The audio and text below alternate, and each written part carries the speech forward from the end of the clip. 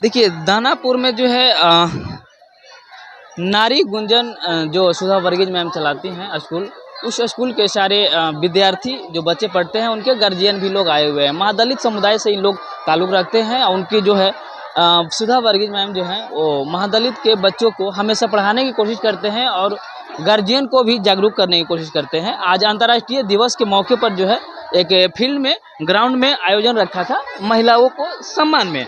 क्या कुछ बातें हैं मेरे साथ जानने के लिए ऑल इंडिया के अभिभावक संघ के अध्यक्ष हैं राकेश राय जी, क्या कुछ कहिएगा इस मौके पर?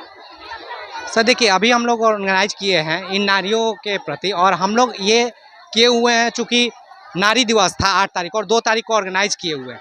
और सबसे दिक्कत क्या हुआ ना, गरीब लोग की कहाँ उन्नति हुई, इन्हीं बातों को लेकर हम लोग ऑर्गेनाइज और बताने का प्रयास करें कि देखिए बार बार आपके पास नेता आते हैं, आपको तरह तरह के प्रलोभन दे के आपको वोट लेते हैं, लेकिन हम लोग उस स्थिति में जा नहीं पाते, हमारे लिए सोचता नहीं है कोई। तो हमको नारी दिवस में अपने आप को जागना पड़ेगा, नारी को सशक्त करना, और सबसे इसमें होगा कि बच्चे को पढ़ाना पड़ेगा। नारी को भी जितना हो सके एटलीस्ट हम पढ़े या ना पढ़े, लेकिन बच्चे को हमको पढ़ाना होगा। इसी उद्देश्य से इसको ऑर्गेनाइज किया जाता है और हम लोग चाहते हैं कि जगह जगह लोग अपने बच्चे को पढ़ाएं, क्योंकि यही रास्ता है अपने भविष्य को संवारने का। जैसे कि घर की बोल रहे थे कि व्यवस्था नहीं है, अभी तक हालात हम लोगों की जो है महादलित समुदायों की वो हालात ठीक नहीं है। शौचालय की भी सुविधा मांग रहे थे सरकार से, 2-3 मांग है जो कहना चाह रही थी। हम लोगों ने कई जगह इसके लिए प्रोटेस्ट किया, मैं भी पुनपुन में किया, उसके बाद हम लोग बिहटा में किए, जिसमें हम लोग 5 डेसिमल जमीन के लिए उन लोगों से बात किए थे। ये 3 डेसिमल सरकार ने किया, कागज में 4 डेसिमल, और अभी हमारा है 5 डेसिमल। 5 डेसिमल जमीन देने की बात तो सरकार करती है, लेकिन आप पता करिए कि कितनों को मिला, और बार बार हम स्ट्रगल करते हैं। और जहाँ भी लोग बसे हुए हैं ना, बिना कोई एथी के आते हैं, उखाड़ फेंकते। क्यों? क्योंकि हम गरीब हैं, और गरीब के साथ दिक्कत होती है ना कि हम शिक्षित नहीं है, तो हम प्रोटेस्ट नहीं कर पाते हैं, हम उनसे लड़ नहीं पाते, समझ नहीं पाते। कोई एक कागज़ दिखाता है, कोई उसमें एक दलाल टाइप पे आते हैं, कागज़ दिखाते हैं, भड़काते हैं, और हमारे जो वोट ये वो लेके चले जाते हैं, लेकिन कभी भी उनके बारे में सोचने नहीं आते हैं। अगर ये महिला खुद से सशक्त होंगी और इनके बीच से कोई निकलेगा, तभी बदलाव की हम लोग सोच सकते हैं। हम लोग एक प्रयास जरूर करते हैं, सुधा दीदी ने इतना प्रयास करती हैं, इतना लोग जाने, लेकिन इनके बीच से निकलना होगा, इनको समझना होगा, इनको अपने बारे में सोचना होगा, तब भी कुछ बदलाव का हम लोग सोचेंगे। क्या कहेंगे, आने वाले चुनाव है, समय बीत रहा है, प्रतिनिधि भी बदल जा रहे हैं, लेकिन इन लोग की जो है दशा और दुर्दशा जो है नहीं बदल रही है, जहाँ के तहाँ स्थिति है।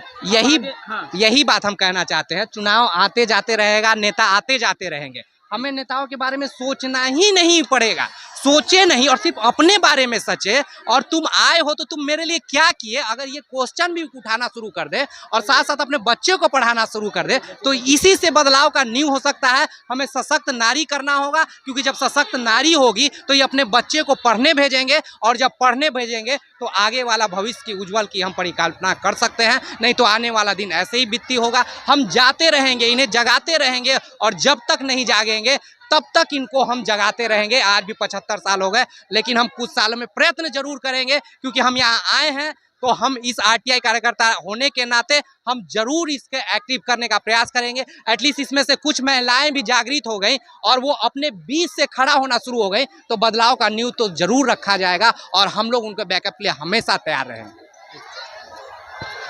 गुंजन के द्वारा जो रखी गई है महिलाओं को सम्मान में संकल्प आज यात्रा था, महिलाओं संकल्प यात्रा, जो कि अपने हक और हुकूक की आवाज़ के लिए आज रैली निकाले हुए दानापुर में।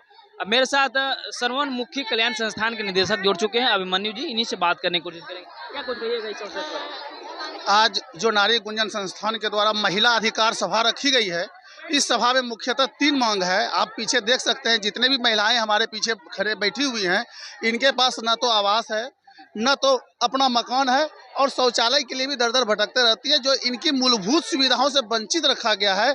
आज़ादी के आज इतने वर्ष बाद भी आज इन जो मूलभूत सुविधाओं हैं उनसे वंचित रखने के जो रखा गया है, इसी के अवसर पर महिला जो 8 मार्च को होना है, उसके पहले हम लोगों ने महिला अधिकार लोक सभा का आयोजन पहली बार नारी गुंजन संस्थान के द्वारा किया गया है।